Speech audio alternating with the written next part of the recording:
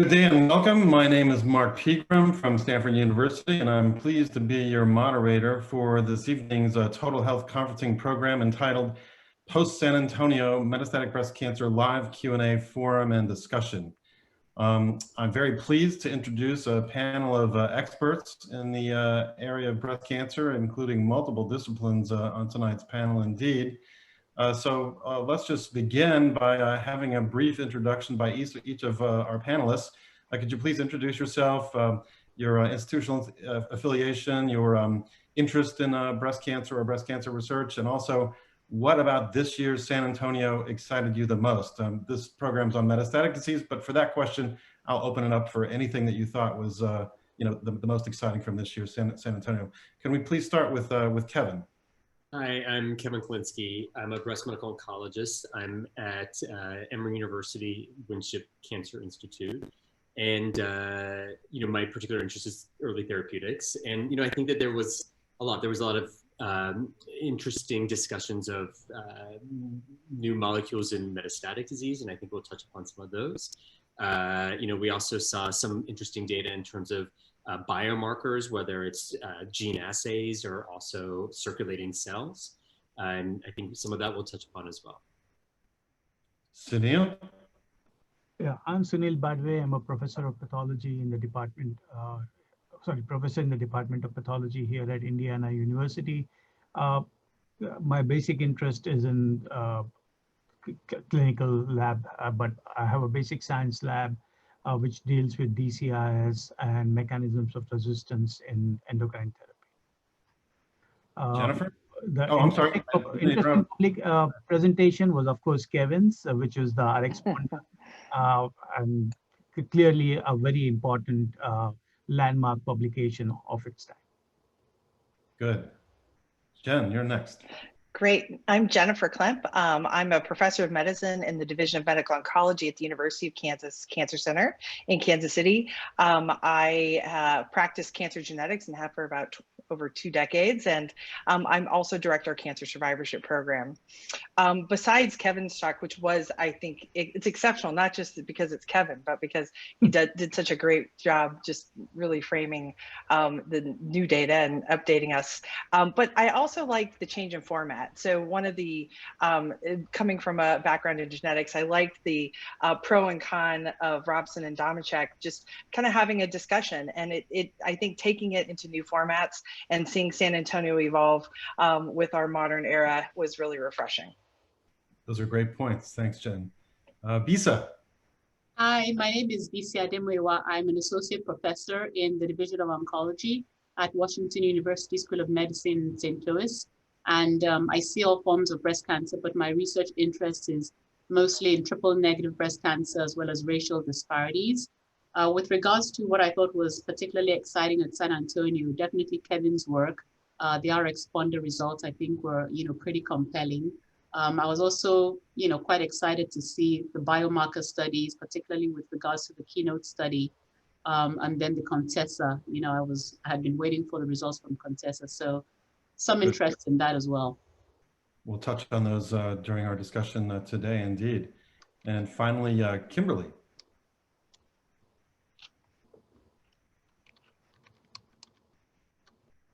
My name is Kimberly Skinner, and I am a triple-negative breast cancer survivor. All right, great. Thank you so much for joining us. I thought what we would do is break up tonight's discussion into various intrinsic subtypes of breast cancer, leading off with hormone receptor positive disease and then moving on to triple negative presentations at San Antonio, and then finish up on the HER2 positive group. Now I'm leaving some out, and so I'm counting on our audience with their Q&A to fill in some of the gaps. I apologize to all of this audience that in this short format, we may not have time to highlight your abstract, or if you're a co-author or what have you, or your favorite poster. So please feel free to chime in with the Q&A box, and I'll get to as many of those as I possibly can. Since this is a short format and we can't possibly cover all of the updates from San Antonio, Total Health Conferencing will have sessions tomorrow specifically on triple negative breast cancer and on ER positive breast cancer. So those will be dedicated sessions and not just restricted to metastatic disease, I don't believe either. So please tune in for those updates for more detailed follow-up and deeper dives into some of the papers that we'll talk about tonight. And finally, special thanks to our sponsors from Pfizer, NeoGenomics, and Daiichi Sankyo for providing the forum for us to have this discussion this evening. So I'd like to lead off with ER positive disease. And the first paper I chose for a brief discussion, just to get the discussion going here, is the correlative biomarker analysis of intrinsic subtypes and efficacy across the Mona Lisa phase 3 studies. Let's see, let's maybe start with Kevin. What was your take on this, and in particular the HER2 enriched subtype and the basal subtype correlating with response in these trials? What's your take on that? Yeah, I mean, I thought this was a really nicely done analysis, and I thought that so they broke things up by subtyping of luminal, HER2 enriched, also basal. Like the thing that I remembered the most and took away was really the basal subtype. Right? Like the patients who, even though it was a relatively small population, I think it was maybe about like 5% or so, just how badly these patients did in comparison to the other subtypes. And I also think that, we knew that not all triple negatives were basal-like, not all basal-like were triple negatives, but just the reinforcement of that in this study, that to me was, the message that I saw from that particular analysis. Great, thanks. Sunil, is this finally a situation where we're going to need to be doing a PAM50 intrinsic subtyping for patient selection for CDK4/6 inhibitors? Are we there yet, or do we need more data? What do you think? I think this data is very provocative, but I think we need for external validation of the data to make it practice changing. As you all know that from the PAM50, the ROR is FDA approved for prognostication, but the PAM50 subtype is at least currently not approved.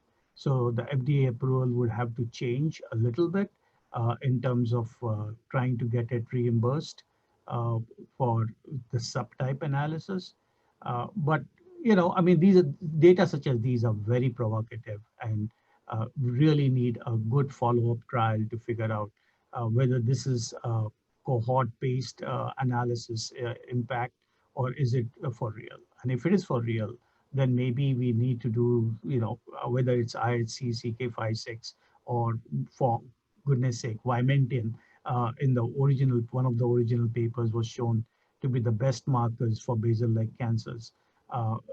Whether those kind of markers need to be done is something that we really need to have a very significant discussion and maybe change in practice. Thanks, Sunil. The next paper I wanted to touch on briefly is the negative result from the randomized phase 3 Entinostat trial. Can anyone explain why after a positive randomized phase 2 study, we're faced with the reality check here with the negative placebo-controlled phase 3? Who wants to take that paper to discuss? How about Bissy?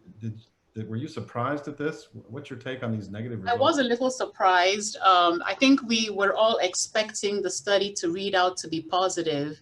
I don't really have a good explanation, but it just goes to show that we really do need to follow up these smaller phase 1 and 2 studies and confirm them in a much larger setting, because we've all been burnt before, in breast cancer with multiple studies showing extremely exciting results in, phase 1 and 2, and then getting to the phase 3 setting, they really don't pan out. So it was really disappointing. I don't have a good explanation, but, it just goes to show that more data is usually needed to follow up. So just one quick comment is, many a times we think that these agents are specific and targeted, but many a times we notice that the agents act in a non-targeted manner. I mean, whether it's CDK4/6 inhibitors, whether it's AKT inhibitors, they all seem to be working across all subpopulations. VEGF was the same situation. So it could be that there were subsets that were involved with more aggressive disease that we saw a response with. And when you include all comers, that selective bias of advanced disease is gone. And maybe that could be one of the reasons why we get these discrepant results when you bring something to first line from the later lines. I think I remember there was a large, well, not a large, a phase 2 study with the initial PARP inhibitor. I believe it was with the nipperib. That's correct. It was extremely exciting. And, that was when most of us started hearing about PARP inhibitors. Yes. And we found out that actually it was not a PARP inhibitor, and it really didn't, hold much in, further investigation. So. Right, despite the fact that it was a New England Journal paper for the randomized phase 2. It was the ASCO plenary that year, right? Yeah, yeah, exactly. So there's still no substitute for the, prospective randomized phase 3 trial. So for those of us who are trialists, at least for the time being, apparently we still have job security. Next, I'd like to turn our attention briefly to, just in passing perhaps, on this Aurora kinase inhibitor, alisertib. And it was tested alone or in combination with fulvestrant in endocrine-resistant disease. Any comments? Did anybody see this? Let's just start maybe with Jen. Did you have a chance to look at this poster? I did not look at that poster, so I'm going to defer to one of the other experts on the panel. Anybody else happen to see that? I know it's an Aurora A kinase inhibitor. This is a serine threonine kinase implicated during mitosis. Its activity peaks between G2 and M phase in the cell cycle, and it's associated with centrosome maturation and separation, regulating the mitotic spindle assembly and stability. They had some responses, and I was just curious if anybody thought that there might be a path forward here. It also, this Aurora A has been implicated in the epithelial mesenchymal transition and neuroendocrine differentiation in prostate cancer, and also associated with poor prognosis. So I thought that was an interesting new molecule, so maybe stay tuned as further information develops beyond this phase 2 trial. Next, we already talked about this in passing during the introduction as one of the exciting positive results from San Antonio, the Contessa trial. I think BC mentioned this trial as being particularly exciting. You want to lead off the discussion in this trial? Just tell our viewers what it was about and what it showed. And do you think this is ready for prime time if it gets approved by the FDA? So, I think this was an interesting trial. What they did was that they randomized patients with hormone receptor positive, HER2 negative disease who had all been previously treated with taxanes. They randomized them to single agent capecitabine at the high dose, which we typically don't use in the United States, versus the oral taxane tacitaxel with a lower dose of capecitabine. And these patients were 0 to first line. I think most patients were at 93% had no prior chemotherapy. So essentially it was a first line study.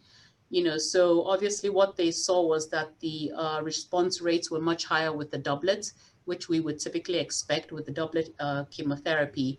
The progression-free survival was also higher. It was 9.8 versus 6.9. So a change of about 3 months. And the disease control rate was also much higher in the combo arm. There was some neutropenia greater than 60%. Febrile neutropenia was about 12%, and diarrhea was also over 10%. So, this is an option for patients. One of the, I guess, limitations or the discussion surrounded the fact that we typically use sequential single agent in patients with metastatic breast cancer, and time will tell where this regimen will fit in. And then the other concern is that the single agent arm was, the capecitabine given in the single agent arm was at a much higher dose than we typically give, although rapid dose reductions were allowed. So, where this will fit in, perhaps patients who have very aggressive disease, maybe visceral crises, that could be, an option for those patients. So overall, it was a positive study. Kimberly, this was a study that is looking at a new pill form of drugs like Taxol or paclitaxel, which are given intravenously now. So is that appealing to you from a patient perspective? The fact that this is an all oral regimen, does that resonate with you? And what would that be like to be off of IV treatments for a while during treatment for breast cancer? It would be phenomenal. Being diagnosed in a pandemic, I had to do, I'm still doing all my chemo by myself and with the most strangers. So if I had an oral form to do my Taxol that I'm doing right now, that would be amazing. Wow, you bring up a good point that all of us are struggling during the COVID-19 pandemic in terms of recommendations for breast cancer treatment. And some of our treatments have indeed changed, at least at our center, trying to move towards more outpatient and oral regimens, or subcutaneous antibody regimens, for example, are come to mind right away. What are some of the rest of you doing in metastatic disease now in that regard during the COVID era? Jen or Kevin, you want to chime in? Thoughts on that? You know, I am not a treating oncologist, but one of the discussions that we've had and that patients have a lot is there's a certain element of kind of control, whether it's an oral or you come in and get an IV. And there's pros and cons actually to both sides of that coin. And I think that that's really been a hard transition, is that there is a need for connection with the care team from the patient side. There's a need to stay safe at home, but it's really sort of this push-pull. And then from the provider side too, the compliance concerns and really delegating that to more of a team helping to manage the patient is also difficult. So I think we've seen a lot of rapid fire change that's really required us not only to increase communication and touch points with our patients, but really doing a lot of virtual training with our teams. And so I'd be interested to see, how is that playing out clinically, but that is a discussion we've had, and a lot of additional trainings have been done to address that. Yeah, excellent points. The only other thing that I just wanted to add also was just, I think, it'll be nice to have these drugs in clinic, right? I think we like having oral options. I think that, this particular agent's given every 3 weeks, like that is attractive. And it's a bit of a trade-off, right? Like it's a trade-off of, having maybe lower rates of neutropenia and alopecia, things like that. But then there are the other sides of like gastrointestinal issues and, in neutropenic issues. So, I think that there's also worth mentioning that OPE, that there's another oral taxane that also was updated at San Antonio, where patients take, an oral Taxol and oral Sequidar. That's given a bit differently, and requires some fasting and things like this. But ultimately, it will be nice to have these agents in clinic, and these agents are starting to be evaluated in the operable setting, for instance, in the neoadjuvant setting. Both of those agents have positive randomized phase 3 trials. So we're anxiously waiting for regulatory action on both of those to see if they'll be available soon, hopefully. Good discussion. One of the things I heard was there was some concern about reimbursement for Medicare and those kind of issues. Is that something that you guys worry about? Anyone want to take that? I can speak from my perspective. I mean, we're in academia, we're sheltered from that, frankly. And so it doesn't really raise any concerns from my practice point of view, because the one good thing about being in academia, other than long hours and low pay, is the fact that I don't have to worry about reimbursement for my patients.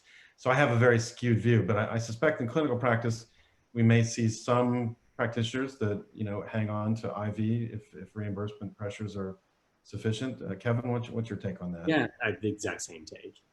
And I think that there may be a bit of a different kind of view in community versus academic, or some community versus academic. And I think also, there may be different patient preferences as well. For instance, when we're talking about OPE, like patients have to take, it's a number of pills that patients have to take. So it may not be quite as convenient as, the drug that we were just talking about in the contested trial. So I'm not so sure it'll be like a one shoe fits all approach. Sorry, I kind of phrased it wrong. I basically meant from the patient perspective in terms of co-pays and things like that, because again, not dealing with patients myself, I hear some grumbling about oral tablets was being there being higher co-pays and things like that.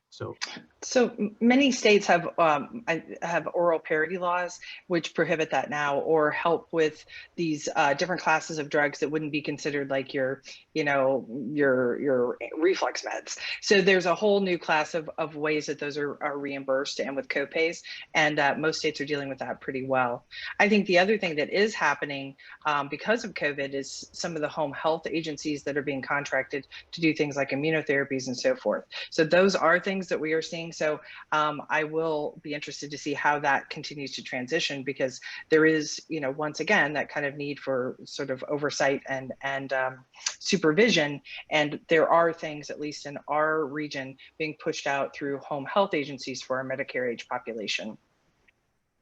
I also just wanted to make 2 points. So the contested trial, all patients had already received taxanes and still had, most of them still had, responses. So that's something that we need to keep in mind, because typically if a patient had a taxane and didn't respond, then we would be going to another agent, but this still could be an option for those patients.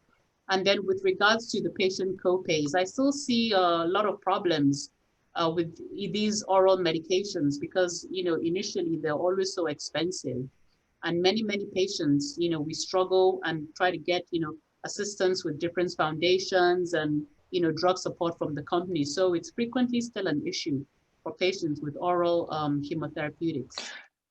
And I think you bring up a good point, because that, if there are challenges, we reach out to our industry partners first thing, because they do have, they don't want our patients to go without treatment as well. So that is a first line of defense. There are assistance programs available from most sponsors. So it's good to take advantage of those if they present themselves as options. Next, I wanted to turn our attention to classes of drugs that target the estrogen receptor directly. And the first is a new class of these selective estrogen receptor covalent antagonists. Did anyone see this paper on H3B5942? I'm sorry for the obscure name, but it binds to a cysteine residue in the ER binding pocket, which normally would bind to the estradiol ligand. But in this case, when this is covalently bound, it blocks the ability of anything to activate these receptors. And it has activity even in ER mutants, which is the beauty of this agent as a class. Kevin, did you? Yeah, I saw that they'd had a few posters that they had presented. I do think, when we think about these drugs and we also think about oral SERDs, like, to me, this is something to really keep your eyes on. Right? Like, these are drugs that, for instance, when we talk about oral SERDs, that there are a number in development. These drugs are somewhat discriminated a bit in terms of their particular properties and side effect profiles, and some may have some differential effect in the ESR1 mutant and versus wild type. To me, like, those are drugs to really be aware of, and these drugs are actually, the SERDs are starting to move over into the operable setting as well in clinical investigation. So, what I'll be curious to see, even in that setting, is, I mentioned that there are different side effect profiles. We know that our patients who take AIs, for instance, in that setting, not everybody's able to tolerate it, and the adherence rate drops sooner than we'd like. And, I'm really curious to see both tolerance, but also efficacy in these various settings. There were a lot of papers on oral SERDs. There was a G1T48 study, phase 1 presentation. The SAR 439859 was updated at San Antonio, and then the AZD 9833 oral SERD with or without palbociclib was shown in the phase 1 trial. What's your take on the toxicities of these? Bissy, I mean, I'm seeing strange things that I wouldn't expect for an anti-estrogen, diarrhea. We're seeing cardiac issues in terms of a bradycardia or QT prolongation. We're seeing imbalance or dizziness from some of these things. What's your take on that? And is that a class effect of SERDs now? These I do think we have seen, just like you said, really side effect profile is not typically what we would think, of anti-estrogen medications, of endocrine therapy we've been used to for decades.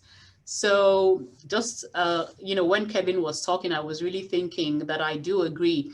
How are the patients going to tolerate these medications if they do come into the adjuvant or neoadjuvant setting and replace AIs or tamoxifen? What is going to be the side effect profile and tolerability?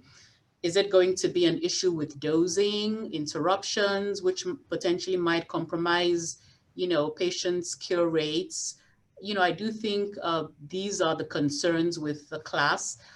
I think the data is extremely exciting, and I would want to see how effective it is. I suspect it's going to be quite effective, but again, the question is, is the average patient going to be able to stay on this for years and years because of the unusual side effect profile? And maybe some, a little bit better than others. We'll just have to wait and see. So it's likely there will be winners and losers, perhaps based on safety profiles. And the big appeal from my point of view for these oral agents is the adjuvant setting, because fulvestrant isn't feasible to give as an adjuvant, as a estrogen degrader because of its IM, intramuscular route of injection.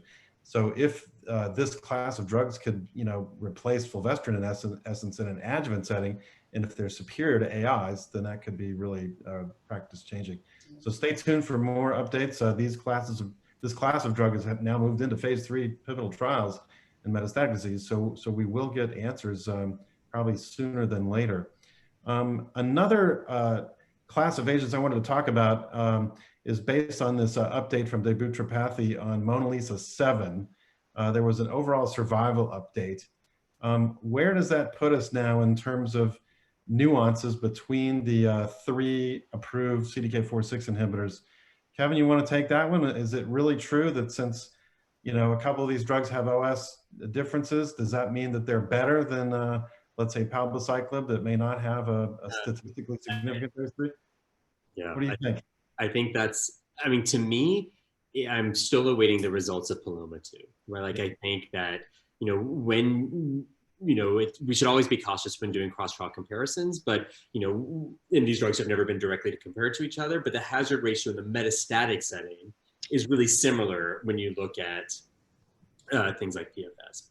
In saying this, we've seen OS benefit with abemaciclib and with ribociclib, including the study that you just mentioned. But to me, I'm all of my eyes, both of my eyes are fully focused and waiting for Paloma 2. Fair enough. Anyone else have a comment on the choice of CDK inhibition? I agree. Again, I look at the hazard ratios of all, they were pretty much completely identical in the, in the first and second line studies across the board. Is there one that is a little bit better than the other? Some people question, maybe abemaciclib is a little bit better because it has single agent activity. It's the only one with positive results in the early stage setting. But again, the hazard ratio of the studies with abemaciclib was essentially identical to the other one. So I do think we have to wait a little bit longer for the other studies to read out with overall survival before deciding, at least in my mind, that one drug is better than the other. Yep. Bissy, I'm curious to know, did you see that session, I believe it was on the first day, about disparities in breast cancer? Fumi Olapati, I think, was the chairperson for that session. Yeah, I did see, what is it, the abstract presented by Dr. Jakshi Reshma, the radiation oncologist? I believe that was one of them. It was a whole session. They showed some genomic data that appeared to show differences in terms of molecular genetics of breast cancer that may be possibly related to outcomes, but also they talked at length about socioeconomic and medical access, et cetera, also playing a key role. So I was just curious if you had seen that session, and it's hard to tell which of those two forces account for most of the disparity, or whether it's a synergistic conglomeration of both. I just wondered if you have any specific thoughts on that. I think it continues to be a very vigorous debate as to what really drives the disparity. And I personally think it's, mostly an issue with access and, differences in quality of care. Because I think, this has been looked at across the board in randomized clinical trials showing that all other things being equal, if, races have the same access, then their outcomes tend to be very similar. So I suspect, I mean, there definitely would be some differences in genomics and, biology and other things, but I think a large part of it is really differences in socioeconomics, access, and, things like that. So one quick comment along those lines. I hate to disagree with you, BC, on those things, but recently the data from TaylorRx was presented, or rather published in JCO. Kathy Albin is the first author. And there you see that there are racial disparities in spite of patients being enrolled in the TaylorRx trials and all patients having the classic intermediate score to begin with, and the randomization, in spite of the randomization of therapy and everything, we still have differences in the patients in terms of outcomes by race. So there may be all of the factors, as you rightly highlight. There will be access to care, but there may be also a genetic component that may be masked, and maybe a minor component in the overall scheme of things. But it's certainly there, and how we figure it out is much more difficult to answer. I mean, the main takeaway that I got from that session is that the data, national data on survival by stage is astonishing. I mean, it's just completely shocking, the level of this disparity in this country and others. And so that's, boy, talk about a high unmet need and an area that's ripe for clinical investigation to make outcomes better. If it is these socioeconomic forces, that should be the easiest to tackle, because you don't have to invent a new drug necessarily. You just have to make equal access for all. So that's well, and I think that really plays into our, kind of COVID world that we're living in too, with the decrease in cancer screening. And, many areas already had challenges with later stage diagnosis based on some of those disparities that were already highlighted. So I think that in particular, we need to kind of hyper focus that if we were already doing not the greatest job, and now that's going to get worse, we do need to sort of full court press and make sure that we're getting especially higher risk patients and higher risk populations in for screening, because that's really going to lead to potentially a higher number of patients being diagnosed with later stage disease. Kimberly, do you have a patient perspective on this issue? Do you know what the dominant cause for this disparity is? I'm not really sure what's the cause for it.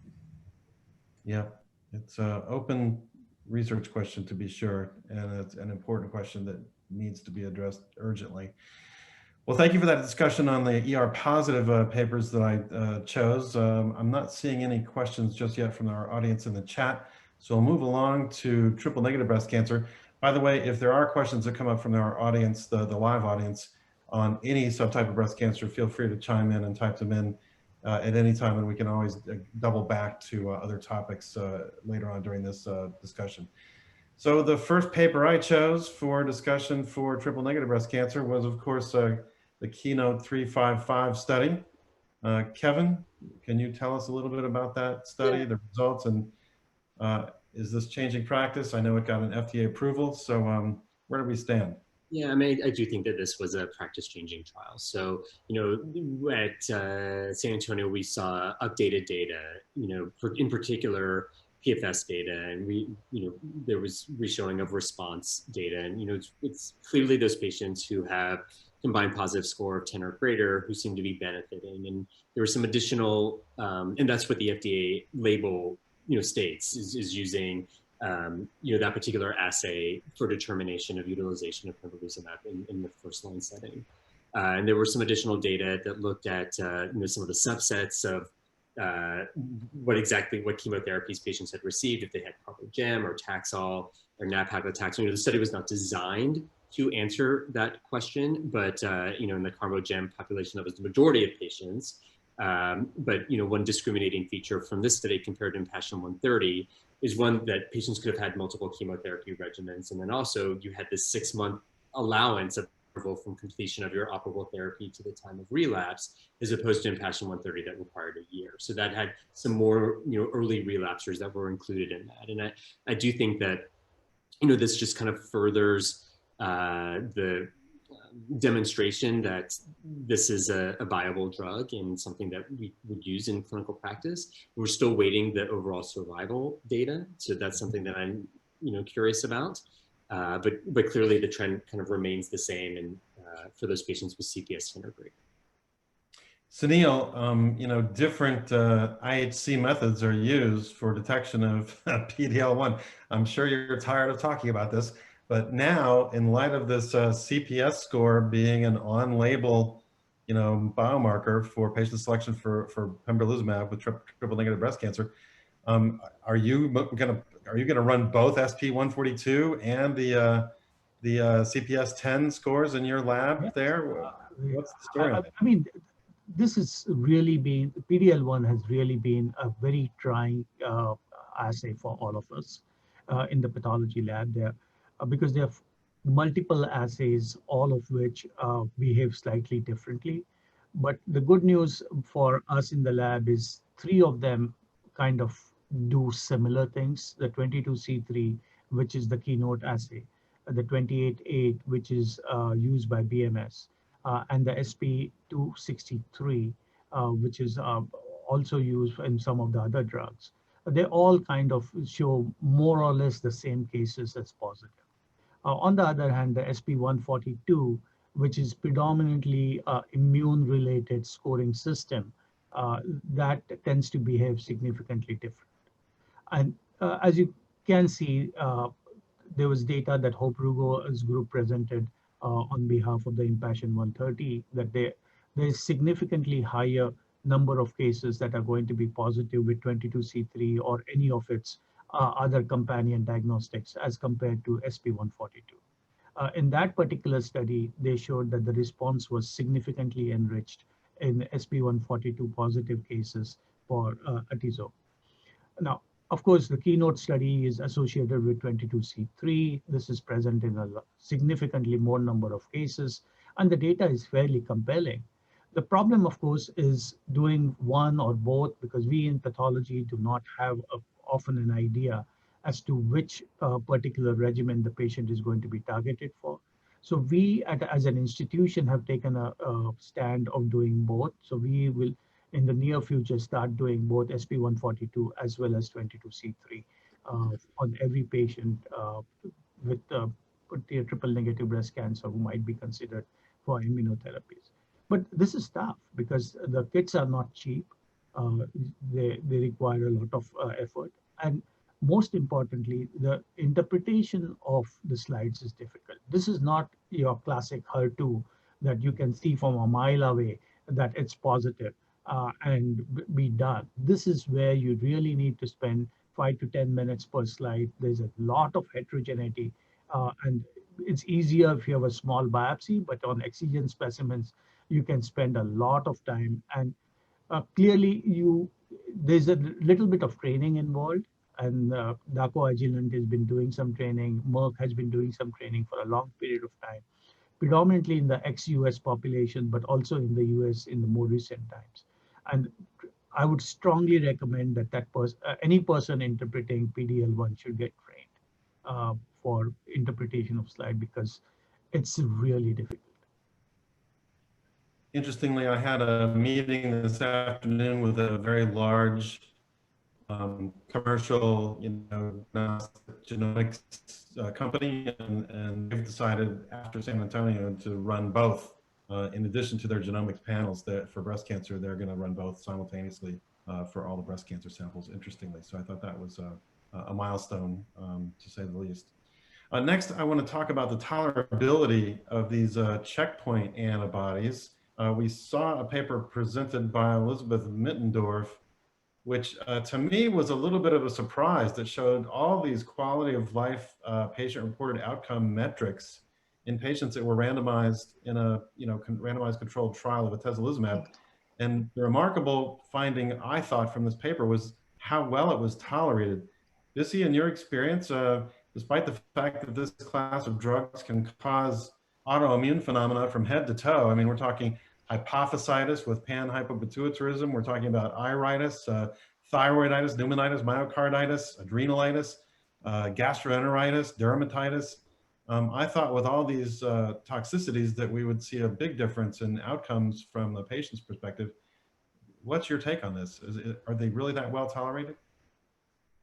Well, I think, you know, in my clinical practice, I've seen very bad toxicities, but the really bad toxicities like colitis needing to be admitted, you know, very rapid hepatitis coming after just one dose of checkpoint inhibition, those are not that frequent.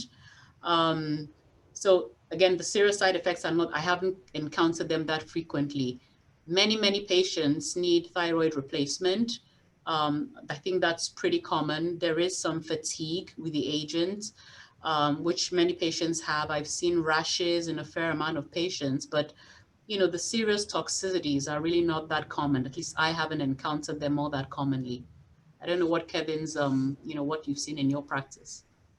Kevin, what do you think? Yeah, indeed. You know, it just takes one bad experience. Yeah. And I will say, you know, I've been mostly utilizing these drugs in the context of a clinical trial. But I had one patient who begged me to give her Pembro, and we were able to get it from the company. And she developed significant red cell aplasia, and then required, you know, like nearly 20 units of packed red cells and steroids and, you know, other immunomodulatory agents. So it just takes that one bad experience. You know, the way that, and this isn't probably a fair example, but, you know, also the way we think about anthracyclines, right? Like it just takes one patient who develops the leukemia, even though it's not so common, to just make you think about, okay, well, really, who am I using this in? So that was my outlier experience in terms of clinical practice with a checkpoint inhibitor. So is this in the early stage setting or in the metastatic setting? That was in the early stage setting. Early stage, yeah. Yeah, that's Kimberly, good. what's your take on patient-reported outcomes? How important are they for oncology drug development? And just as another highlight from the San Antonio, I noticed a number of the presentations by the I-SPY2 trial, for example, which of course was early stage breast cancer, not metastatic disease, the topic of tonight's focus. But in all of their presentations, they put the the patient survivor's perspective, you know, on the poster or on the slide. They use their real estate for that perspective in all of their scientific presentations. What's your take on that? How important is it? And should we be paying more attention to the patient's perspective in all of this activity in clinical research? Kimberly, that question was for you. I'm not sure if you got all that. Patient-reported outcome questionnaires on patients in clinical trials. I think if we as the patient are included in some of the decision making, that it will go a long ways as far as the trials that are all going on. Yep, indeed. And, excellent point. You know, I pulled up the quality of life tools that they used, and they used a pretty generalized cancer-related quality of life tool, the EORTC, and then only one item from the FACT-G. So I do think that sometimes, you know, these more general tools, they're not geared towards some of these newer therapies and so forth. So I do think that our quality of life tools have not caught up with some of the newer molecules and the way we should be assessing some of the side effects and so forth. I do function in that role for our team, and you know, in trying to always come up with the right tool, usually you don't find the right tool. And now that we're so hyper focused on patient-reported outcomes in an electronic format, we want to use a validated tool, but that I don't think always matches up exactly to what we're really looking for in that patient population. So we may indeed need an IO-specific PRO tool. I think we do. I think absolutely. So many adverse events of special interest with that drug class. Mm-hmm. I absolutely. Right, we may be missing a lot of information from the rudimentary tools that we have available. You know, some of the best information you get is just asking the patient a question, and you know, that's not very discrete data, but that's usually the most informative. Totally agree with that. Absolutely right. Good discussion. Thank you. The next topic I wanted to jump to, I think we can dispatch with this rather quickly, and that is AKT inhibition in triple-negative metastatic breast cancer. Another example of a positive randomized phase II trial in a biomarker selected subset, but it looked very encouraging. And there was another drug in the same class, capivasertib, also with a positive randomized phase 2 trial in a biomarker selected population, both suggesting AKT perturbation in triple negative breast cancer in combination with chemo would be an effective strategy moving forward. And so this is a positive, I mean, a negative randomized phase 3 with ipatasertib. Kevin, can you explain this one for me? I mean, this is exactly what I was thinking when Busy was talking earlier about how we've been fooled before. Like, this was exactly what came to mind, right? So I think, we're awaiting, additional data just in terms of some of the the PI3K AKT pathway activation subgroup.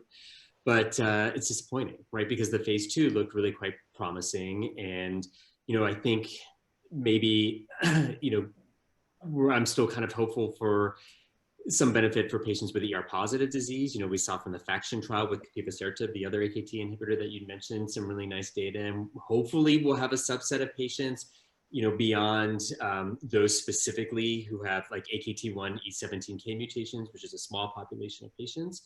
But particularly for our patients, reverting back to triple negative disease, we're just still waiting for additional targeted therapies that we could use. And to see kind of an agnostic population, a lack of benefit was disappointing.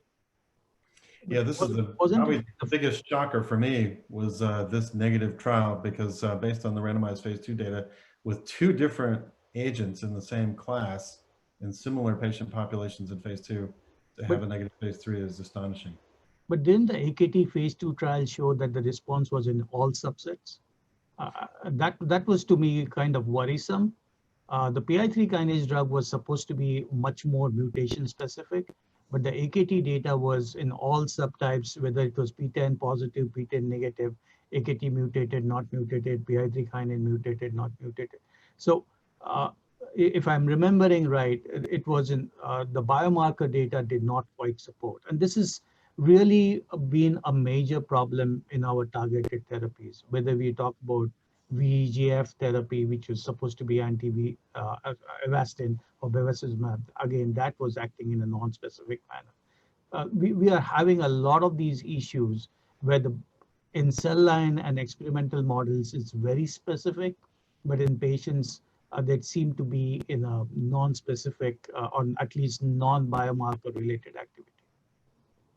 Yeah, and I believe my recollection from the phase 2s was that the biomarker selected population did have kind of greater separation in the curves, and that was the basis for the phase 3 eligibility criteria. That's just my recollection though. But it is a problem if your biomarker selected population does no better than a non-selected population. So more to come for AKT in triple negative metastatic disease, and hopefully the drug class can be resurrected with ER positive data that's forthcoming. Next, I want to talk about another target that's new, and the drug is sacituzumab govitecan, which targets TROP2. And Sunil, you'll be relieved to know that based on the biomarker paper that was presented, we probably don't need to measure TROP2 levels for this drug. Missy, can you tell our viewers about sacituzumab govitecan and its target, and if you've had a chance to have any experience with this agent, what's that been like? What are your thoughts? Oh, yes, I have used it in, some patients on the study, and also since it's been approved now. My experience has been good in terms of the efficacy. Patients do have side effects. There is a fair amount of diarrhea and neutropenia. So I essentially use growth factors on all patients that I'm starting the drug on. And I have had to dose reduce because of neutropenia, despite growth factors and, because of diarrhea as well. But I have found the drug is effective. It was very nice to see that, even though patients had the biomarker study that was presented, really all patients benefited irrespective of the TROP2 levels, although patients with higher TROP2 levels seem to derive more benefit. I think they also looked at BRCA patients and found that irrespective of BRCA mutation status, all patients really derived benefit from sacituzumab. So I'm very excited about the drug. I think there's definitely a role in triple negative breast cancer patients. I would like to see the drug moved a little bit earlier lines, and hopefully, that is something we would be seeing soon. But again, one needs to be quite aware of the side effect profile and manage patients accordingly and proactively. Kevin, weren't you involved in one of the pivotal studies? Kevin, weren't you involved in one of the pivotal studies of the molecule? Yeah, so we were involved in the phase 1/2, which was great, right? Because this is actually an example of a drug that we saw replication of what, great response rate in phase 1, phase 2 that, we saw in a phase 3. Like, so, I will say the other data, just to be aware from San Antonio with this drug, is they also, from the ASCENT trial, they also looked at UGT1A1, like whether you were homozygous, heterozygous, or wild type. If you were homozygous, you have decreased enzymatic activity. And that population was a small group. It was in the teens. And they did see numerically a higher rate of things like neutropenia and diarrhea. But the take-home message is, if you're aware of that status, to just, be cautious in utilization of the drug, but not necessarily checking it, before starting the drug in patients. And what about if you encounter untoward toxicities on cycle 1? Is that something we should be measuring then, just to confirm it? That's a good follow the dose modifications without having to measure? Yeah, I mean, it's a good question. I think if you do have a patient who has significant toxicity, it's something that, I think for academic purposes may be good to know, just to kind of get a sense of like, could that be the cause?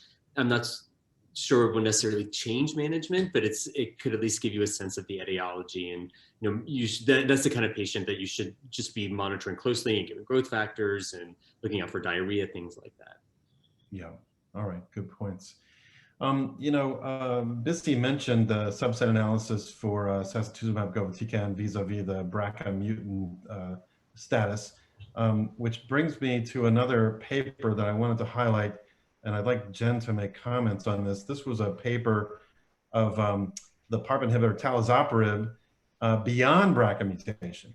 So these are, genes that are involved in homologous recombination, like PALB2, et cetera. And they found that this PARP inhibitor talazoparib seemed to have unique activity in the germline PALB2 mutants. And that echoes data presented last year from the TBCRC 048 trial, which showed the same thing. So my first question is this ready for prime time based on 2 small studies with basically anecdotal numbers, a handful of responders, but most of the PALB2s did respond, so that's reassuring. Right. The question number 2 is, what other excitement did you see at San Antonio with regard to germline genomic alterations? I know you're an expert in that area, so could you bring us up to speed of anything else that you found exciting in San Antonio in that area? Thank you. Sure. So I do think that the PALB2 data was exciting, and I think some people have already anecdotally been seeing that before this came out. But one of the things that tells us is we need to at least follow NCCN criteria, and that was one of I brought up in my introductory kind of what I liked. The argument or the discussion between Dr. Susan Donchek and Dr. Mark Robson had to do with, should we be testing everyone? And the moral of the story is we should at least be doing NCCN guidelines, and you're going to find a majority of patients who would be positive. So that's all triple negatives under age 60, all patients with metastatic disease. And the metastatic disease was added to the NCCN guidelines in March. And then obviously another update just came out in September, which includes all pancreatic cancer, and it just keeps expanding. So the answer would be, we do need to be making sure that we're using germline testing as sort of part of your workup, when you see a patient. The second part of that had to do with, which I think also impacts our metastatic patients who maybe didn't get tested initially at diagnosis. And that's been a population that traditionally doesn't always get tested right away, because for some reason they kind of cruise along, and then all of a sudden someone realizes, well, they've never had any genetic testing. Or you get paged in, and it's really because the family needs it now, and it's really not going to help the patient that much, which is really an unfortunate situation. So it led to the fact that one of the discussion points is, if the patient had single syndrome testing of just BRCA1 and 2, it probably is a good idea to get those additional genes tested for. A lot of those can be done still at no charge, depending on the laboratory that was used, or at a low cost. And, you know, it led to the discussion of should we be testing every patient. That's still, I think, a little bit of murky water, but the reality is we should still be testing a whole lot of patients. So that was kind of my 2 cents and take home from that dialogue. That's a really, really important update, and that's a key takeaway from tonight's discussion, and that is please read those sections in NCCN. And there are other august guidelines that are published in this area as well that have, you know, recommended similar testing paradigms. So that's really, really critical. Sunil, what's your take on this in terms of diagnostics? Should these companies that are running, you know, genomics on tumors, do they need to reflexly do germline on everybody as well? Is that the wave of the future? Well, I mean, we really need to stop doing 1 or 2 genes in this current day and age. I think panels are here to stay. Clearly, you know, we are finding more and more explanations for hereditary / familial breast cancer. So if you're going to do a test, testing for a single gene or BRCA1 and BRCA2 only is probably not a good idea. Testing for a larger panel is what should be recommended. Now, the problem, of course, comes in with costs, with reimbursements and all of those kind of issues and per co-pays. So making blanket statements that everybody should be tested is going to be fraught with a lot of problems. But at least everybody should have a discussion regarding testing. I think that doesn't cost much money, and depending on the situation, it's much more easier to justify. And maybe the patient doesn't want it. I mean, you can't just say that everybody should do this. This is, we are in a democracy, and we need to give patients choice as to whether they want a particular test to be done, because sometimes it's very scary to get genetic testing done because you don't know what else might come out of it, and people are really worried about it. So I would like to chime in on Sunil's point. I mean, there's having done this for so long and really being an advocate for our patients, one of the biggest points I'll make is that we can almost always get a patient's testing covered, but it's also timing. So if a patient's actively in treatment and they've met a copay, there's no reason, you know, or they're getting ready to start. We need to test patients at a time when they don't have to worry about those additional costs. Even if you may not think you want the information today, let's do it at a time where it can get covered. The other flip side of the question mark that you asked, which is, should we be doing these, you know, tumor normal tests? I think the hardest part is I sit on our molecular tumor board and I constantly am saying, okay, that patient needs to be reflex, that needs to be reflex. I mean, I'm saying that for over 50% of the patients. So why don't we just do it in tandem to begin with? And although there is a patient choice, it's interesting. I did an ASCO discussion, and one of the things that I brought up is the fact that we do require informed consent and counseling for germline testing, but we don't for somatic testing. However, somatic can oftentimes inform germline. So there's sort of this interesting paradigm that's happening. But if we do a test that can inform the other, I think we just need to get better at doing both and really make it more of a process and set expectations correctly and use our genetic experts more appropriately. And so I think there's a whole paradigm shift we're going to see because we can't keep depending on a very busy clinician to reflex their patient to yet another test when we need to have some better tools really in the toolbox. So that's my opinion, but I hope it's well received. So this topic has really touched a nerve with some of our viewers. We're getting a slew of questions on this topic, so let me just cover a few of them quickly. The first one I think we covered already with regard to PARP inhibition in PALB2 mutations based on the Josh Gruber data from Stanford and the TBCRC data. I think we all agreed that if we had a known germline PARP mutant patient, we would consider a PARP inhibitor. And Jennifer, a question for you. One of the viewers has a patient who was tested 10 years ago with just BRCA1 and 2. They were wild type. now has Right. metastatic disease. Do I retest this patient with a panel test now is the question. Absolutely. And that patient probably didn't have a large rearrangement panel either. They probably were tested with the only lab doing testing at the time, who will reflex that patient at no charge. So these are the things that, you need to take advantage of, because not only could that patient potentially have an option for treatment based on PARPs and so forth, or other clinical trials, but they also may have a need for cascade testing in their family. So absolutely. Another question for you, Jen, that came in from our audience, and that is, do the advocacy organizations have outreach and education activities in this area? And have they, are they in alignment with NCCN guidance and your own personal recommendation? Where do we stand with that activity? I feel like they do. They're very good at disseminating the message and bringing people together. I've been on an advisory board for a group called FORCE, which is Facing Our Risk of Cancer Empowered, for almost 20 years now. And, it's really trying to bring that genetics to the patient and to advocate for themselves. And I'd be interested to hear from Kimberly. I mean, did someone just offer you testing? How did that come as part of your journey?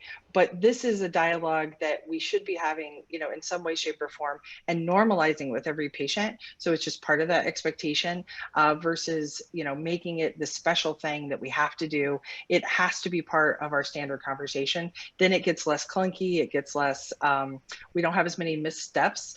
And I think it just becomes part of our normal sort of algorithm. Kimberly? So I didn't know anything about genetic testing. It wasn't given to me. I had to go do some research and request to get genetic testing and genomic testing. The oncologist did when I came in said, this is what you have, is triple negative breast cancer. This is how it is treated for the last 20 years. And that's how we're going to do it. And if I hadn't done some research and been my own self-patient advocate, I would not have gotten the genetic testing done, because it was never a conversation. It was just, we're doing chemo, this is what we're doing. Don't know why you have it, or if there is any family genetics, that's why you have it. It just was not there. It was not given. So I'm glad to know that it's being talked about, because there's a lot of women that would like to have that genetic testing. Peace of mind for your daughters. Absolutely. I have an 18-year-old daughter, and I was so grateful that that research was out there and I could request that. Wow. Well, and triple point. Oh, go ahead, BC, sorry. So There yeah, the data clearly shows that, Black women clearly receive lower rates of recommendation for genetic services utilization than other races. So this is, clearly something that we as providers need to, find a way to correct. And I do think, depending on the results of the adjuvant olaparib studies, the Olympia study, which, might be coming out soon. I don't know when it's going to result, but we might be testing more patients, particularly if that study is positive. So it might become more normal to do this for all breast cancer patients. We'll have to wait and see, obviously what the study shows, because, if it's positive, then you are going to want to offer some patients, those who have BRCA mutations, adjuvant PARP inhibitors, depending on their risks. Great discussion. Well, thank you all. One additional point, if I may, that we know the mutation or the causes of or associations of hereditary breast cancer or familial breast cancer in Caucasian populations, and to some extent in Black African American populations. We really do not have a good idea about Asian populations and some other smaller data sets where we still need to do a lot of work. I mean, recently they reported a HER2 familial breast cancer mutation in the Indian population. So there are these kind of things that are not looked at. And as we go along, the panels are going to significantly expand to include the diverse populations that we have in the US. Excellent discussion. Thank you all. Well, we're right on schedule to move into our next major topic for tonight's forum, and that is the topic of HER2 in metastatic breast cancer. But I've changed the name of this this section from HER2 to HER2 and HER3, because we're going to discuss both in this session, actually. So Kevin, can I call on you to lead us off on the update from the Destiny Breast 01 randomized phase 2 trial that, I'm sorry, non-randomized phase 2 trial that won FDA approval for trastuzumab deruxtecan, and what were the updates shown at the San Antonio, and does it change your enthusiasm for this approach in the treatment of HER2 positive metastatic disease? Right. So, trastuzumab deruxtecan, or Enhertu, was approved based upon this single-arm study where we saw this exceptionally impressive waterfall plot. And, with these updated data, it was compelling because we're seeing some durability of these responses, right? We're still awaiting other data, including randomized studies in patients with HER2 low disease. But it was nice to see some follow-up on this population. I think for Enhertu specifically, the question really remains about the toxicity and predictors of, having the ILD, especially as this drug is moving forward and is moving forward into the operable setting, both in neoadjuvant and adjuvant studies. I think this is something that would be really nice to know as like who's particularly at risk. We also saw data with trastuzumab deruxtecan in combination with Nivo, right? So having a combination with checkpoint inhibitor. I think that it reinforced just the activity of this particular agent for patients with metastatic disease. I pulled up the numbers just for reference for this discussion. Recall that the Destiny Breast 01 patient population had a median prior treatment history of 6 prior lines of treatment for metastatic disease. So a median PFS of 19.4 months was the latest update from San Antonio, and a median overall survival now projected to be over 2 years in such a heavily pretreated population. That's really unprecedented. There was one additional grade 5 interstitial lung disease case, however, which brings the percentage of that up to, I believe, around 2.5%, 2.7%, I think it was. What's your take on that with these earlier line studies that are already underway, and then the early stage setting? What percentage of grade 5 toxicity are you uncomfortable with in enrolling a patient in an early stage curable cancer setting? Yeah, I mean, our concern of grade 5 events in patients with metastatic disease is exceptionally high, right? But to think about having this in patients with early stage disease, either in the adjuvant or in the residual disease setting, that's a real problem. And hopefully now that we're all so aware and keen, and we'll follow the guidelines in terms of when we're seeing symptoms and following and things like that, hopefully as we become more aware of it, we'll see these rates decrease. But that's for sure the main concern in the operable setting. Is there anything we should be doing clinically to be on the lookout for this syndrome above and beyond just restaging CTs and taking a history? I know at some centers they're doing, pulmonary function tests and DLCOs and these types of things. What's your take on that? Are you ready to jump on that wagon yet? I'm happy to answer. I think,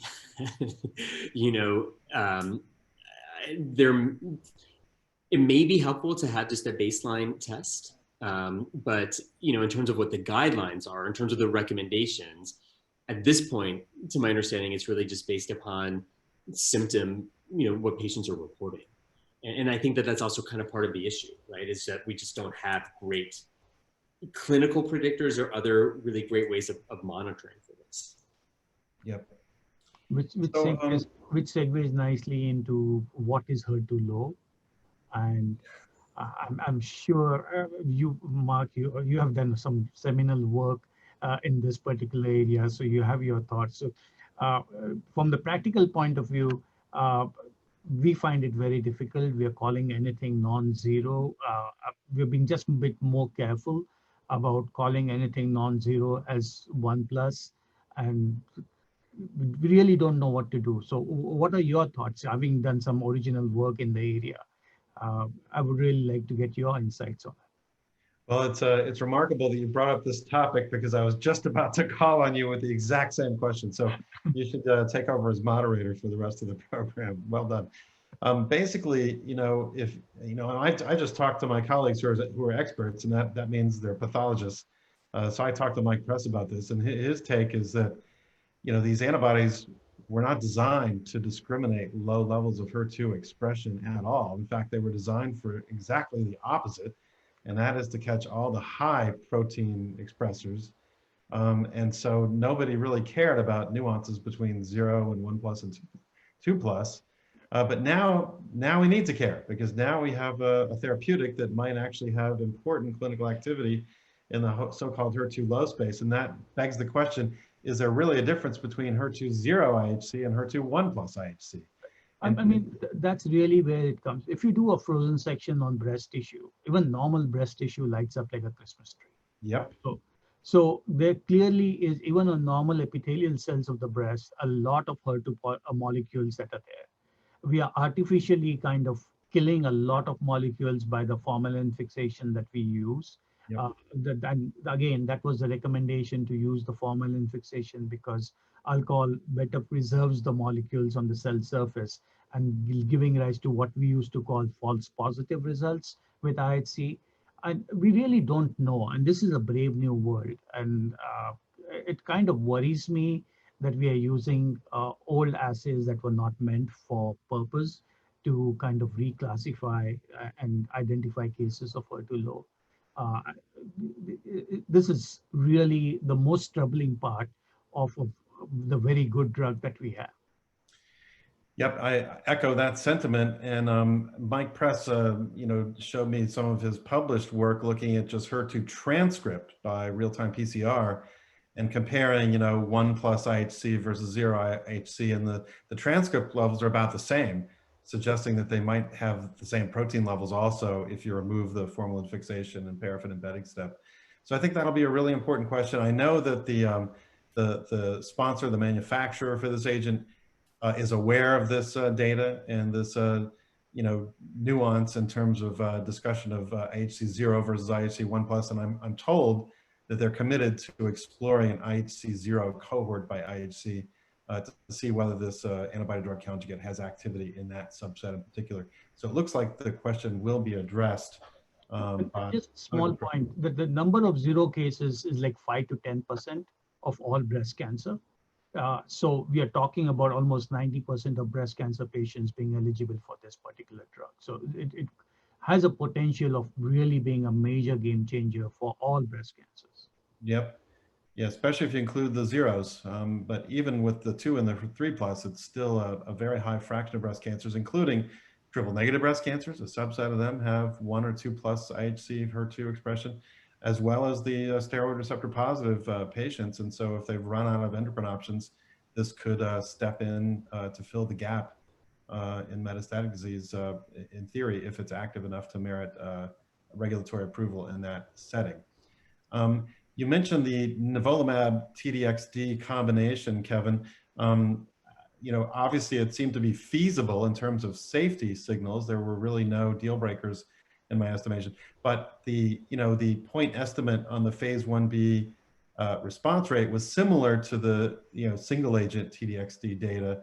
So I'm not sure there was a clear efficacy signal to move forward there, but a small non-randomized study, so that probably doesn't diminish enthusiasm for this combination indeed. I couldn't help but wonder, if the drug was being evaluated earlier, right? Like the way that we know that, for instance, in triple negative breast cancer, the earlier you utilize checkpoint inhibitors, the greater we'll see in terms of response. I'd be curious to see whether that would be a bit better in that setting, but who knows? Like, we only have this particular data. Good points. So it'd be interesting to, trying to figure out what the overlapping toxicities, particularly with the pneumonitis, if we haven't figured out who is at risk for the ILD with the anti-HER2 drug, we'll have to wait and see how that pans out. But that, I think, would be a major concern. Yep, indeed. Good point.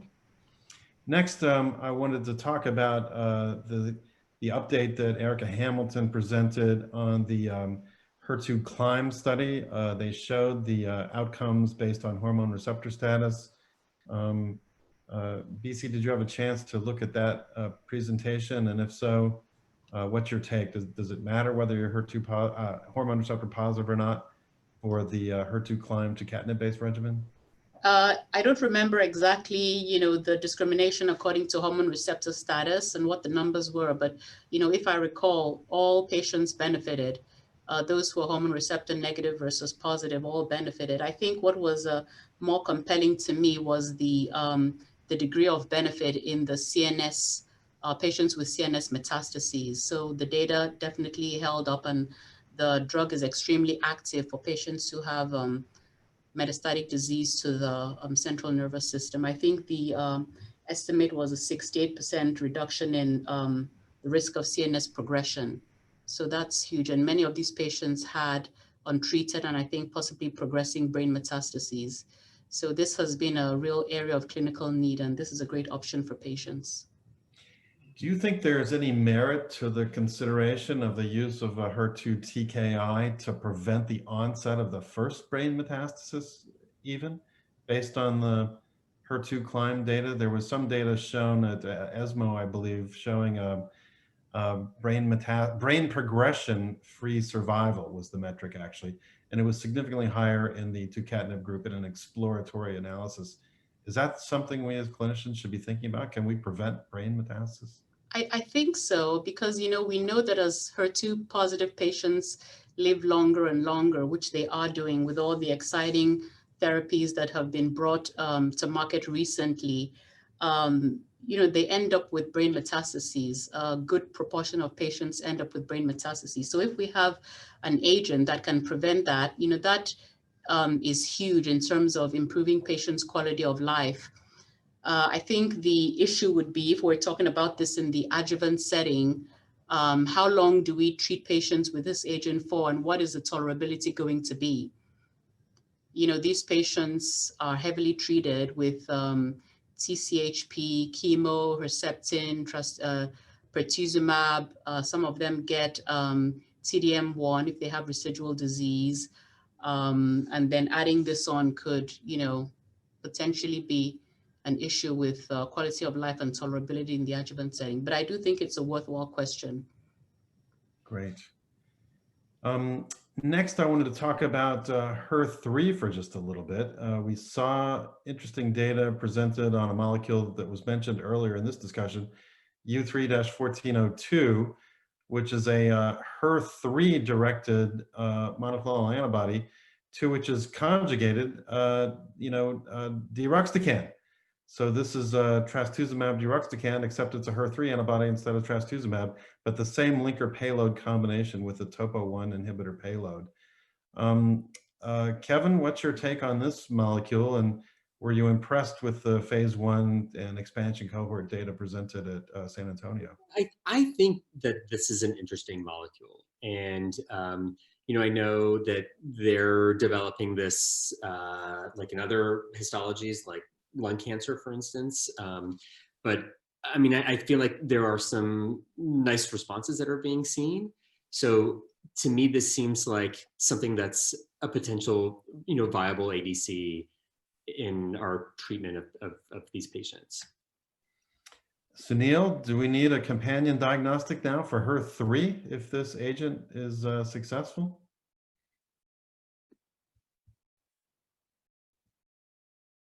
I think you're on mute. Sorry. Okay. I don't know. The reason I believe, we believe that in HER2 positive breast cancer or in EGFR positive breast cancer, HER3 is a dimerization partner that causes increased stability of the dimer. So I don't know whether it is, so to say, the primary actor or a secondary actor. And as we know, it is not exactly a complete receptor. So there are problems with that. So clearly, there's a lot more work that needs to be done before one can say for sure what needs to be done. But I'm a little concerned that I'm rather hopeful that we don't have to do the testing. I bet. Good answer. Now, one interesting thing I found about this molecule was that there was some incidence of drug-related interstitial lung disease with this agent also. It was about 5.2% in this phase 1/2 trial. And there was one grade 5 event in this small study as well.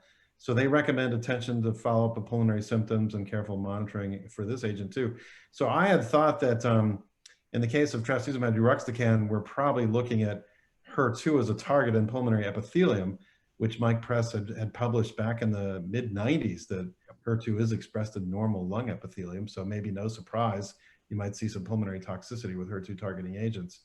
But in this case, we have HER3 as the target, and we're seeing the same toxicity. So BC, can you comment? Do you think this is a payload problem? I've done a literature search recently, and I looked up topotecan and irinotecan, and I did find rare reports in the literature of interstitial lung disease with other topo-1 inhibitor chemo agents. So is this a class effect, or do you think there's enough HER3 in pulmonary epithelium as well to lead to ILD in this case?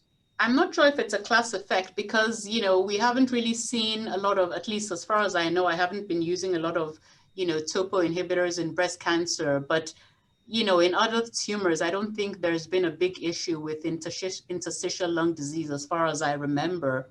So I think it's probably something to do with HER2, HER3 would be my guess. But again, I think it's pretty clear that nobody really understands and knows what the cause is. And we definitely need, more research on this, particularly as, trastuzumab deruxtecan is being looked at in, almost all metastatic breast cancer patients. We need to really understand this, and so we figure out, how to prevent this and who's at risk. Along those lines, for sacituzumab govitecan, right, where the payload is a topoisomerase inhibitor, we're not seeing this, right? Like there's maybe in the ASCEND trial, maybe one patient, but it was a little bit questionable. But we're not seeing this in the same sort of way. Good point. Excellent discussion. Thank you. We are right on schedule, and I have a series of questions that have come in during our discussion I want to circle back to. And so these go back to some of our earlier topics also. So I apologize if we are a little bit redundant in covering ER positive, triple negative. Let's see. The first question is back to this question of CDK inhibitors, and are they all the same or not? I think we've covered that, but does anybody feel that these drugs being chemically different and having different EC50s for their CDK4 target specificity, does anyone feel strongly that that's the basis for the observed difference in overall survival signals in metastatic disease, or in the adjuvant outcome with abemaciclib for that matter? Does anyone think this is really a difference in the drug that we use as a CDK4/6 inhibitor, or is it just patient selection? My opinion is that it's, probably patient selection. Again, as Kevin initially mentioned, all the hazard ratios in the first and second line studies were pretty much identical, suggesting that the efficacy is, pretty much the same. So yeah, I'm not really sure that I can, I don't think we have enough data to say that one is better than the other at this point. Another question wants us to opine on kind of gene environment interactions as a basis for disparity. Jen, what are your thoughts on that? Do you think that even if there may not be a germline mutation driver for carcinogenesis, could there be a polymorphism difference in genetics that could lead to cancer disparity? What are your thoughts on that? I think that we're learning more and more about that with the polygenic kind of risk scores coming out too, kind of trying to aggregate the utility of polymorphisms. We've always, had this information out there, but it really wasn't put in a format where we could do a lot with that or translate it into sort of a population or some sort of risk. So I think those polygenic risk scores will be helpful. And I think, yes, we will probably learn more and more at rapid fire in this fluid, precision medicine world that we live in. So along the line, if I may ask, we know that in BRCA mutated patients, You can get ER positive, triple negative, or perhaps sometimes even HER2 positive tumors. Are they been associated with specific mutations, or do we know what the interactions are so that we get the different phenotypes in those patients? Well, I think we know that, there's differences in ER and triple negative compared to estrogen receptor positive breast cancers, right? So there's a lot fewer estrogen receptor positive breast cancers that are BRCA carriers than negative, and then triple negative obviously being the worst. So I think that a lot of that takes volume, and we don't really have a great way that we aggregate a lot of that data. But now that we have a lot of these sort of big data initiatives happening, and there's a lot more access to the data, I think we'll see some of that. But before, I think people were pretty cautious about committing to different mutations and that phenotype, because we really just didn't have big enough numbers. So that is starting to come out as well. The next question is for you, Sunil. You work with a lot of cutting edge technologies, even just in the routine pathology clinic, let alone the research side. But now that we have capabilities in the West for, pretty intensive and accurate characterization of tumors down to a molecular level now, how do we get these same kind of cutting edge technologies out into, under-resourced districts in other countries? How do we do that? Is genomics finally getting cheap enough that we can just do it on everybody, and it's not going to be cost prohibitive anywhere? I mean, it's just cost prohibitive even in the West, to be really honest. But the other issue that is coming up is a lot of the technologies have now been adapted to classic formalin-fixed paraffin-embedded tissues. So that is really where the new frontier is going to be. And you don't need fresh frozen samples and pristine samples for a lot of these technologies. And that is really going to be a game changer. So I'm hoping that as time goes by, these technologies become cheaper and cheaper, and particularly their adaptation to FFPE will increase the size of the market and cut the overhead costs so that they become easily available even in the developing countries. So, but it's a very difficult question. All right. Thank you all very much for a fantastic discussion at this forum this evening. I'd like to finish up just by going one more round around the table here, and just give us your final thoughts now that we've had this collective discussion on a variety of topics at San Antonio.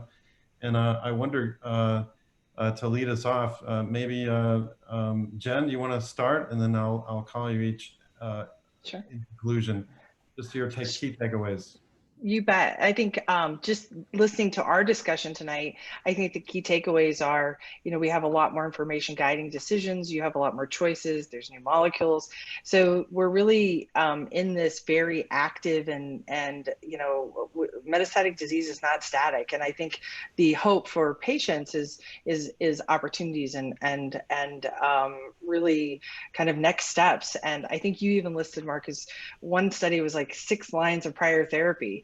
Patients are doing better longer. And so we really need to focus on their quality and quantity of life and kind of put all these pieces together. So thank you for the opportunity to be here too. Lucy. Well, thank you for inviting me. I do want to reiterate what Jennifer said. Lots and lots of options for patients, particularly with HER2 positive disease, as well as newer agents with triple negative disease with the sacituzumab and now pembrolizumab. Combining it with multiple different chemos, so patients have more options. As we bring more agents into the earlier stage setting, we do need to be mindful of side effects, profiles, and tolerability. Kevin, final thoughts. Yeah, I mean, I fully echo what everybody really has said. And I just keep thinking back to, and Mark, maybe this is because you're moderating, but I just keep thinking back to the HER2 story, right? And to think of now where things are in HER2 positive disease, and the wealth of agents and other things that are coming, and the fact that this is being replicated in other disease types. Of course, there's triple negative remains an unmet need, but there's hope, right? We have some new drugs and other immune targets that are being tested. So a lot to keep us busy. But most importantly, right, improve the lives of our patients. Absolutely. Sunil? final thoughts? Yeah, I mean, there are lots of agents, many of them are targeted, but we still need to better understand how these targeted therapies work. As we talked about, there were many agents that may not seem to be functioning in a targeted manner. We take the immunotherapies, we see that there is some effect in the negative population, where whichever way you define it, whether it's CPS less than 10, CPS less than 1, there are exceptional responders. We need to have a better handle on which are the responders and how do we identify them with greater degree of clarity to minimize the toxicity of therapy in patients who are unlikely to respond. Kimberly, I saved you for the last word because at the end of the day, your perspective is the only one that's actually important. And I want to reiterate my sentiment earlier that echoes our colleagues in the I-SPY program up at UCSF, where they actually carve out real estate on their posters and on their PowerPoint slide for the patient and survivor perspective for all of their work. And I think that should probably arguably be a component of everything that we present from this point forward in the field of breast cancer research. Kimberly, final thoughts on this year's San Antonio? I am grateful that the discussions are being had to put patients in, not the driver's seat, but the passenger side and being active in their treatment. It gives me hope that there will be better diagnostics testing, better research, and better ways to treat in the future. And that's what I take away from this. Thank you, Kimberly. I couldn't have said it better. Special thanks to our hosts for this evening's proceedings, that is the Total Health Conferencing. Please tune in tomorrow for a deeper dive than this, if you can imagine, on triple negative breast cancer and also on ER positive, or hormone receptor positive, I should say, breast cancer tomorrow. And finally, also special thanks again to our sponsors, Pfizer, NeoGenomics, and Daiichi Sankyo. Thank you very much for your support for allowing us to have this interesting and engaging activity tonight. And finally, thank all of you, our viewers. Thank you for your questions. There were more questions that we could get that we couldn't get to in the interest of time. So save those for tomorrow's presentation. But thank you all very much. I hope that this will be helpful to you in your clinical practice and also be of value to your patients especially. Thank you all and have a very pleasant evening and a great holiday. Thank you very much.